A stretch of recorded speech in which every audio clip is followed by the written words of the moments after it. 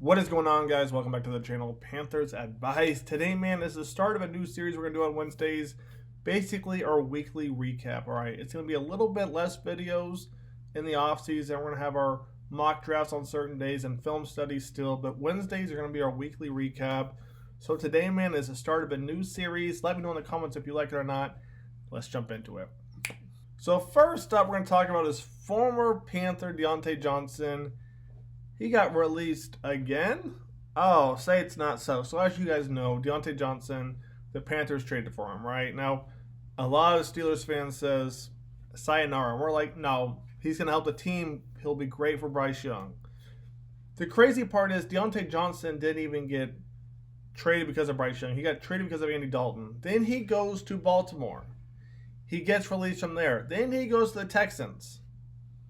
And based on reports, all right, this is how he gets released. Deontay Johnson made a scene in the locker room after the game where cigars were literally being smoked and the team was bonding, happy to get a W. So he made a scene even though the Texans beat the Chargers, I'm guessing, in the playoffs.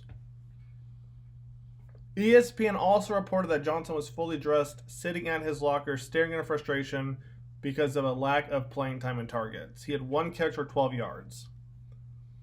You just joined the team! Oh, man. Anyways, so as you can see, man, Deontay Johnson, he's still getting in his own way. He's one of those guys where they've got all the talent in the world, but, man, they get in their own way every single time. You know, your team wins, and then you're the one sulking because you got one catch. Let's keep it going, man. And then next up on the news cycle, as first reported by Joe P of The Athletic and confirmed by Sheena and Mike, the team has fired athletic trainer Kevin King and director nutrition, health, so on and so forth, Andrew Altoff. They let him go. All right, well, they let them go. My guess is because of this guy right here, Jonathan Brooks. The Panthers took a risk in itself drafting Jonathan Brooks coming off an ACL tear. It's just, once it happens to a running back, you're walking in hot water. They finally bring Brooks back, week 12, 13-ish, something along those lines, right? 2-3 games later, he tears his ACL. I mean, somebody had to be held accountable, right? Somebody did, right? They held him out for so long, and then he comes back and does that. That's not good. That actually leads into our next news cycle, and this happened last week for those of you who didn't know. The Panthers didn't part ways with Evero, right? Instead, they parted ways with essentially position coaches. So linebackers coach fired, secondary coach fired, and defensive quality control coach fired.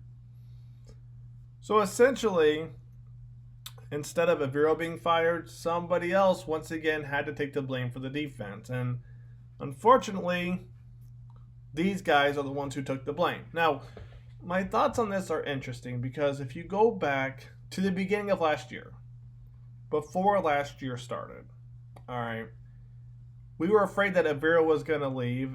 And maybe not afraid, but it crossed our mind that Evero might leave to be a head coach somewhere else. So a lot of teams wanted Evero. So I'm not going to put too much stake into this one very, very bad year, but there's a little bit. And just like the training staff had to go because of what happened to Brooks and all the injuries that happened to the Panthers, whether it was Leggett, Coker, so on and so forth, somebody had to answer for it. And then obviously somebody has to answer for the defense last year. Evero is a hot commodity. He's proven himself probably more than the other guys that got fired, to be honest with you. So that's why Evero gets to keep his job. We're going to dive a little bit more into this. I know I'm kind of just touching the surface with this right here, but that's essentially why he gets to keep his job. Let's keep it going. And our second to last news story right here, we got PFF Rankings final grades of the season according to PFF.com. Interesting stats. You got Bryce Young finishing 22nd of 44. You got Chuba Hubbard 17th. Any other noticeable names right here? You got XL 102 of 132. You got Jalen Coker finishing 43rd and Adam Thielen finishing 30. Not bad right there. Chuba Hubbard 17 of 63. Cade May, 17 of 43, so a lot of pauses on offense. Feel free to pause it and keep looking at it if you would like. Defensively, this was ugly. All right. I guess the best two are probably, Josie and Trevin, 68 and 70 of 83, and even then I don't know. Ashawn, 79 of 132. Damani Richardson, 67 of 98. Everyone seemed to like Damani. And I like Damani too. Just make sure he plays free safety. I want this team to draft a strong safety, and you better believe we're going to be going over a lot of strong safeties. So if you don't like safeties, well, I got bad news for you. We're going to be doing a lot of that because I need the Panthers to draft a strong safety or sign one. So as you can see, defensively, the rankings, we struggled. And then our last thing we're going to talk about today is this right here. Jake Delhomme, former Panthers quarterback, shoots it straight. And I go back and forth on this. And it kind of swayed me earlier when I talked about Evero getting another shot to a point. Let's read this real quick and then we'll talk about it. Delhomme shoots it straight. He says, I get it, right? But guys who would sign linebackers and they're starting that week, that's very, very difficult. I do know in this system the communication piece between the safeties and linebackers with everyone else in this football team, that's kind of what this defense brings, the communication piece. All right, we got decimated with injuries. True. I think I was listening to Denver when they played Cincinnati late in the season, and I think they had the 30th run defense in 2023. Same defensive coordinator, and now they're 5th in the league in 1 year. They added some pieces. I think we need to add some pieces too. I know what this team can do. I've seen it in 2023 where we played some pretty good defense. It was pretty difficult last year. Listen, I'm being honest. I would spend time studying our roster with the new players we're going to call on defense that week. That's not normal. So I guess right there he's saying calling the games or whatever, he'd have to study just the roster to figure out who's on the team this week. So he's got a point there. I knew who our players were, but who's up this week, all right? What number is he? Where do we get him from? How long ago did we get him? Oh, he's starting at linebacker. That's almost what it was. It was a tough task. So there's a few things to break down right here, okay? Delhomme obviously has a point, but honestly, I'm not worried about the run defense.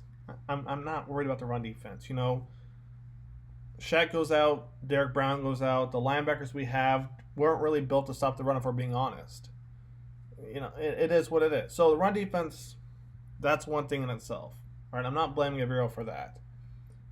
What I am blaming him for, and if you haven't already watched my last video, is the defensive backs we brought in and the pieces we already had could not stop the pass. And the communication between them was so bad. Yes, linebackers and safeties, they do communicate. But we're talking straight defensive backs right here, not knowing your assignment. Who's supposed to play over the top? Who's supposed to play underneath, right?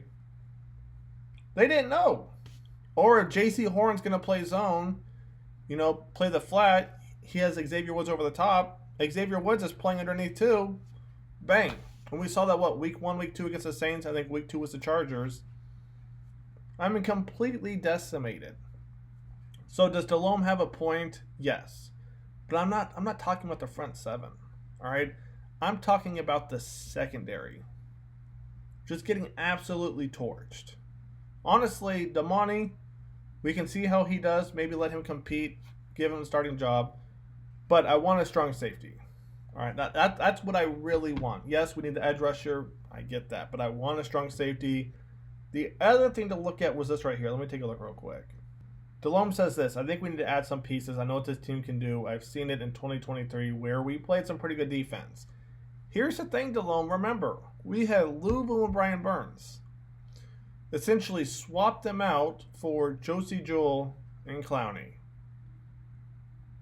It's not even a comparison. You see Louisville right now showing out in Washington along with Jeremy Chin, and I was never thrilled that Evero never wanted to use Chin. Never. Ever wanted to use Chin. So, does Delhomme have a point? Yes, but I think he's reaching a little bit because, that 2023 team is not the same team that we have now. It's just not. So, with all that being said, there's obviously a lot to break down. Let me know your thoughts in the comments. Once again, I appreciate everyone's support. Offseason, we got a long offseason ahead. Free agency, drafts, all that fun stuff. Stay tuned, man. Mock drafts, free agent Fridays. There's a lot to talk about. So, I'll catch you guys on the next one. Take it easy. Panthers of Ice is out. Peace.